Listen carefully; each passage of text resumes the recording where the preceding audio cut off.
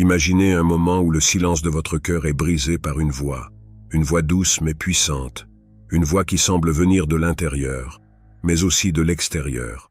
C'est la voix du divin, un murmure qui ne peut être entendu que par ceux qui sont prêts, ceux qui sont élus. Lorsque nous parlons d'être élus, nous ne parlons pas d'une élite terrestre. Les élus ne sont pas choisis par des critères humains, mais par la pureté de leur âme, par leur quête incessante de vérité et par leur désir de transcender les limites du monde matériel. Ces instructions divines ne sont pas des ordres, mais des révélations, des lumières qui viennent éclairer le chemin de ceux qui sont prêts à recevoir. Dans les Écritures, il y a une histoire d'Élie, un prophète qui cherchait désespérément la voix de Dieu. Il attendait une grande démonstration de puissance, mais Dieu ne lui a parlé ni dans l'ouragan, ni dans le tremblement de terre, ni dans le feu. Au lieu de cela, Dieu a parlé à Élie dans un murmure doux et léger. Seuls ceux qui ont l'oreille attentive, le cœur apaisé, peuvent entendre ce murmure divin. Pensez-vous que vous êtes prêt à entendre ce murmure? Est-ce que votre cœur est assez calme pour percevoir la douce voix de la vérité? Pour comprendre pourquoi seuls les élus entendent ces instructions, nous devons d'abord explorer le concept de la sélection spirituelle. Ce n'est pas une sélection qui repose sur la force ou l'intelligence, mais sur l'ouverture du cœur. La sélection spirituelle est un processus où chaque être humain est appelé, mais seuls ceux qui répondent à cet appel avec sincérité et humilité sont choisis. Dans les anciens temps, le chemin vers la connaissance spirituelle était un voyage réservé à ceux qui étaient prêts à sacrifier leur ego pour embrasser l'humilité. Les mystères spirituels, ces vérités cachées de l'univers, étaient protégés par des cercles d'initiés qui se réunissaient dans des écoles secrètes. Ce lieu n'était pas marqué par l'opulence ni par la grandeur matérielle, mais par une quête intérieure, silencieuse et profonde. Imaginez-vous en ces temps anciens, où l'accès à la connaissance n'était pas déterminé par votre richesse ou votre pouvoir, mais par votre capacité à vous abandonner à quelque chose de plus grand que vous. Les écoles secrètes, telles que celles des mystères égyptiens ou des écoles de Pythagore en Grèce, étaient des sanctuaires de sagesse où les initiés apprenaient à voir au-delà des apparences. La sélection des élèves n'était pas basée sur leur naissance ou leur statut social. Au contraire, ceux qui cherchaient à entrer dans ces écoles devaient d'abord prouver leur capacité à rester humbles face aux mystères de l'univers. Ils devaient montrer une disposition à apprendre, à désapprendre et à réapprendre, laissant de côté leurs préjugés, leurs croyances limitantes et leur attachement aux choses du monde. Prenons l'exemple de Pythagore lui-même, qui aurait voyagé en Égypte et en Mésopotamie à la recherche de sagesse spirituelle. Lors de son initiation aux mystères égyptiens, il aurait passé des années à se préparer, à purifier son esprit et son corps avant de pouvoir accéder aux enseignements cachés. Pythagore comprenait que pour accéder à la vérité, il devait d'abord se dépouiller de son ego, devenir humble, et se montrer digne de recevoir ces révélations divines. Dans notre monde moderne, où tout semble accessible en quelques clics, cette idée peut sembler archaïque. Pourtant, la véritable sagesse demande encore une préparation intérieure. Elle exige de nous que nous abandonnions nos certitudes, que nous cultivions une attitude de réceptivité et que nous soyons prêts à être transformés par ceux que nous découvrons. Alors, je vous pose la question. Êtes-vous prêt à répondre à l'appel du divin avec un cœur humble? Qu'est-ce qui vous retient d'ouvrir complètement votre esprit à cette expérience transcendante?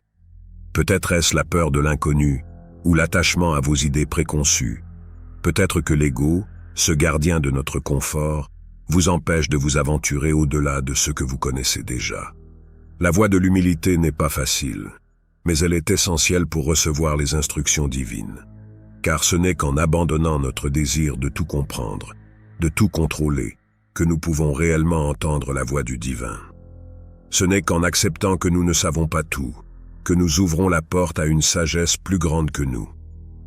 Les instructions divines, lorsqu'elles sont révélées, ne sont pas toujours claires. Elles se manifestent souvent sous des formes subtiles, des symboles, des rêves, des intuitions fugaces. Elles ne crient pas pour attirer notre attention, mais se murmurent à notre âme. Seuls ceux qui ont appris à lire entre les lignes, à percevoir au-delà du voile de l'illusion, peuvent comprendre leur signification profonde. Les élus sont ceux qui ont aiguisé leur perception, ceux qui ont appris à voir au-delà des apparences. Ils savent que la vérité divine n'est pas toujours accessible de manière directe. Parfois, elle est dissimulée dans les moments de la vie quotidienne, dans les synchronicités, ou même dans les épreuves. La vérité, comme un joyau précieux, doit être cherchée avec persévérance, car elle ne se livre pas à ceux qui ne font que passer.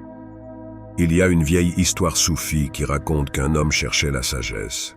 Il avait entendu parler d'un grand sage qui détenait tous les secrets de l'univers. Cet homme a voyagé loin, traversant des déserts et des montagnes, pour trouver ce sage. Lorsqu'il l'a enfin rencontré, il lui a demandé « Où puis-je trouver la sagesse ?» Le sage a souri et a répondu « La sagesse est cachée dans les choses simples de la vie. » L'homme, perplexe, est retourné chez lui. Il a passé des années à chercher cette sagesse dans des livres compliqués, dans des temples et des monastères, mais il ne la trouvait toujours pas. Un jour, fatigué de sa quête, il s'est assis près d'un ruisseau. En observant l'eau qui coulait doucement, il a soudainement compris. La sagesse n'était pas dans les livres ou les temples, mais dans le flux de la vie elle-même, dans la simplicité de l'être. Le ruisseau, avec sa tranquillité, lui a enseigné plus que toutes les paroles savantes qu'il avait entendues. C'est alors qu'il a réalisé que la vérité divine est toujours présente, cachée dans l'évidence, mais que seuls ceux qui sont prêts à la chercher la trouvent. Pouvez-vous trouver les instructions divines dans les aspects simples de votre vie? Êtes-vous prêt à chercher la vérité dans les endroits où vous ne pensiez jamais la trouver? Souvent, nous compliquons nos recherches spirituelles, pensant que la vérité doit être cachée dans des enseignements ésotériques ou des pratiques complexes. Mais la réalité est que la sagesse divine est omniprésente, dans chaque souffle, dans chaque rencontre, dans chaque moment de paix intérieure. La clé est de développer une vision spirituelle, une capacité à voir ce qui est caché à la vue ordinaire.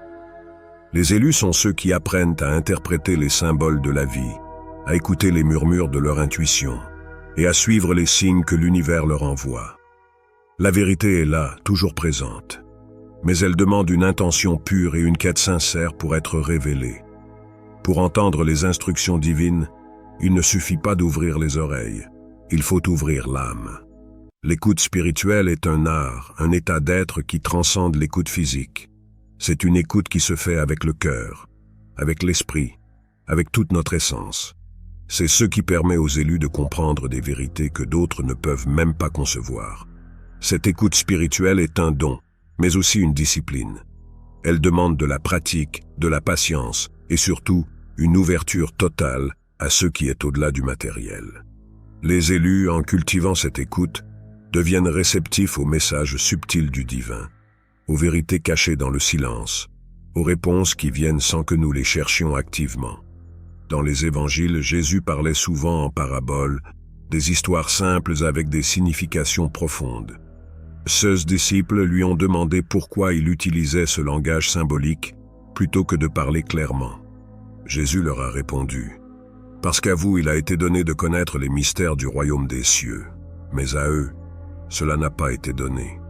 Car on donnera à celui qui a, et il sera dans l'abondance, mais à celui qui n'a pas, on ôtera même ce qu'il a. » Ce n'était pas une question de favoritisme, mais de réceptivité.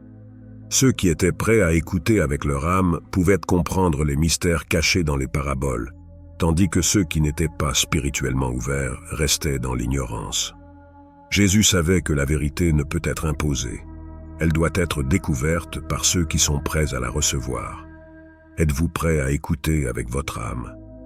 Pouvez-vous mettre de côté les distractions du monde pour entendre les vérités profondes que Dieu vous chuchote?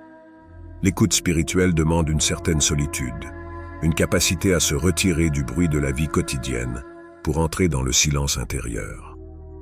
C'est dans ce silence que les vérités les plus profondes se révèlent. L'écoute spirituelle n'est pas passive, elle est active, impliquant toute notre attention, notre intention et notre amour. C'est un dialogue sacré entre l'âme et le divin, où chaque mot, chaque silence est porteur de sens. Seuls ceux qui sont prêts à s'engager pleinement dans cette écoute peuvent accéder aux mystères cachés de l'univers, et ainsi vivre une vie guidée par la sagesse divine. Dans les évangiles, Jésus parlait souvent en paraboles. Ses disciples lui ont demandé pourquoi il utilisait ce langage symbolique. Il leur a répondu que les mystères du royaume étaient révélés à ceux qui avaient des oreilles pour entendre, mais que pour les autres, tout restait voilé. Cette distinction n'était pas une question de favoritisme, mais de la capacité à entendre avec l'esprit. Êtes-vous prêt à écouter avec votre âme? Pouvez-vous mettre de côté les distractions du monde pour entendre les vérités profondes que Dieu vous chuchote? Les instructions divines ne sont pas là simplement pour être entendues, mais pour être vécues. Elles ont le pouvoir de transformer complètement la vie de ceux qui les suivent. Les élus sont transformés par leur obéissance à ces instructions, par leur capacité à intégrer ces vérités dans chaque aspect de leur vie. Saint Paul, autrefois Saul, persécutait les chrétiens jusqu'à ce qu'ils entendent la voix de Jésus sur le chemin de Damas. Cette expérience l'a transformé de persécuteur en apôtre, de quelqu'un qui détruisait à quelqu'un qui construisait le royaume de Dieu sur terre. Ce n'est pas la voix en elle-même qui a causé cette transformation, mais la réponse de Paul à cette instruction divine. Êtes-vous prêt à permettre à ces instructions de transformer votre vie? Quelle transformation est possible pour vous si vous écoutez et suivez les directives divines? Seuls les élus écouteront ces instructions divines. Mais ce choix est entre vos mains. Vous pouvez choisir d'être parmi ceux qui entendent, qui écoutent, qui transforment. Le chemin est difficile, mais la récompense est la paix éternelle, une compréhension profonde et une connexion inébranlable avec le divin. L'Apocalypse parle des élus comme ceux qui auront le nom de Dieu gravé sur leur front, un symbole de leur dévouement et de leur écoute fidèle. Ces élus ne sont pas spéciaux par nature, mais par leur choix de suivre la vérité divine, coûte que coûte. Allez-vous répondre à l'appel aujourd'hui? Serez-vous parmi ceux qui écoutent et qui sont transformés par ces instructions divines?